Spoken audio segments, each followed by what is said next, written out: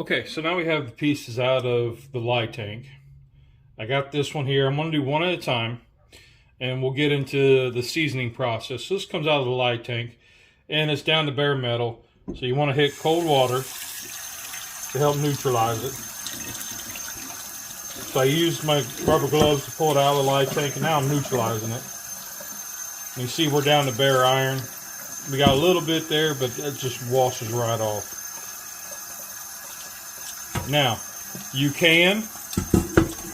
let's talk about scrubbing utensils really quick. So, I use this 3M scratch pad, which it's like a green scrubby. This is just a gray one. And this is really good, so if you got anything kind of stuck on, you just do this to get it off. Got any like rust areas, like this little dimple here, these little marks here might have some rust in them. Rub it like that. Make it shiny again. This doesn't look to be rusting, so that's really awesome. Sometimes you get those pieces that are rusted up pretty good and you gotta scrub them. Using cold water will help prevent flash rust. Flash rust will happen when you have hot water, and when it dries, it'll give you like a little bit of rust. Surface rust, it comes right off, but yeah, we don't want that.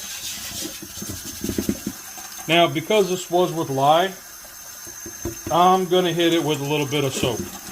I just want to make sure that I get all the stuff off of it. And this is just Dawn. Just give it a good wash. Now, wait a minute. Soap and cast iron. You're right. Back in the day, soap was made with lye. It's not currently anymore. If you think about the Dawn dish detergent, it's safe for ducks. It's on the commercial. If it's safe for a duck, it ought to be safe for us. So, here's this piece here. It looks beautiful. And again, doing it with cold water, so it'll help prevent flash rust. So if you see any areas like this one here that may be a little, just give it a little scrub with your scrubby pad. And then that's it.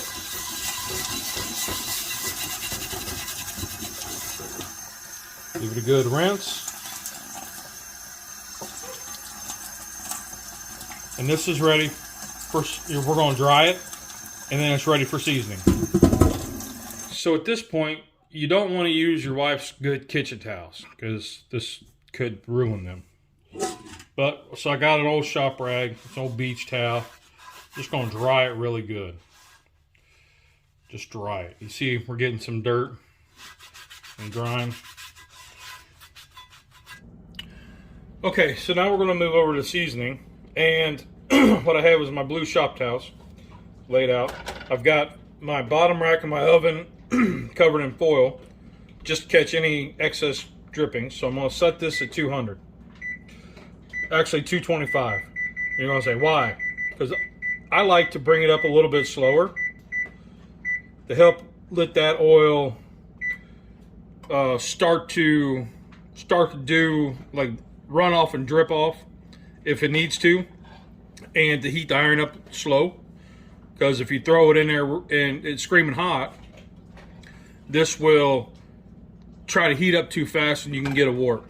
If you're doing vintage pieces, you don't want to warp your piece. And 225, and then I'll bump it up for about, I don't know, 20 minutes, 30 minutes, and then I'll bump it up to like 350. And then once it hits 350 for about an hour or half hour, then I'll take it up to about 4.25, 450, just depends on what I feel like. But you want to reach relatively the smoke point of your oils, and you can find all that online. Speaking of oils, let's talk about what you use. Everybody probably has Crisco. It's been a go-to for many, many, many years. And I started out using it too. I like canola oil because of the higher smoke point and it's cheap. This is one I really like. It's Buzzy Wax. This one was sent in from a subscriber that said, hey, give this a whirl. So we're going to try it. So the way that I wipe them down is, my iron's cold because I just use cold water. What I'll do is I'll take the canola oil and I get my blue shop towel and I fold it up. Well, just put in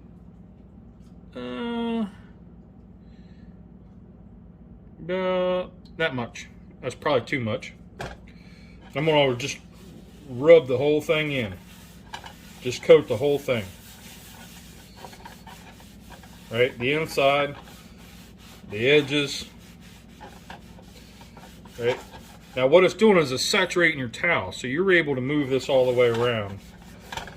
Make sure you get your handle and then that little dip right there in the handle. Right? Here we go. Get it all around. Now flip it over. Your towel's still saturated. You see that? Rub that in there. Rub that in there. Now you don't want a lot. You just want a thin coat. All right. Now I have the light on right here, so you can kind of see. I've got a little bit there where it looks wet. Make sure you rub that in. Okay. Make sure you get the back side of your handle here.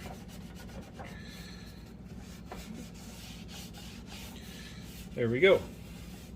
Now this one is ready to go into the oven.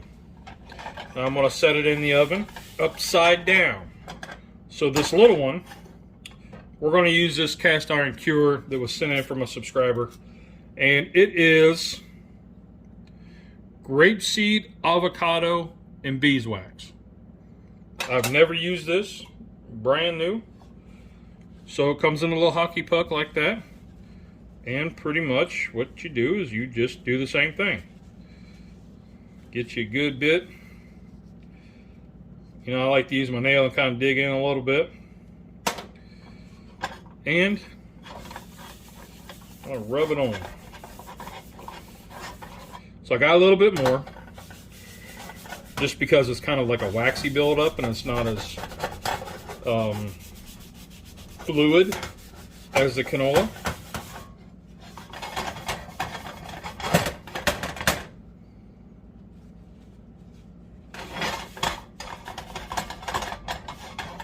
Into the oven.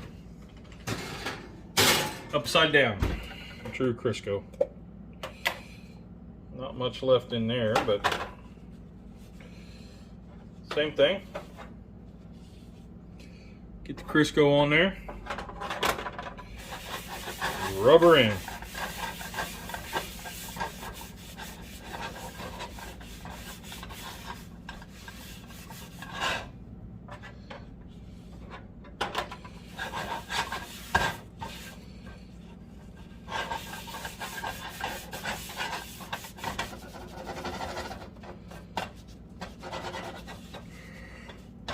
Once it's all coated, into the oven. Upside down. All right, everybody. So I ran 225. I used my little IR infrared thermometer to read. When the skillets hit 225, I upped it to 350. When the skillets were at about 350, then I upped it to 435, and that's where I've been running for like the last hour. So let's just get some hot gloves. These are leather barbecue gloves. So we're gonna get some hot gloves. We're gonna take a look at these. Oh yeah. Okay. So let's see what we got going on. Just pull this out. There we go. There you can kind of see what's going on, what they look like. Let me get you a closer view. Those look pretty. Look pretty. Let me see if I can pull one out here and not burn myself up.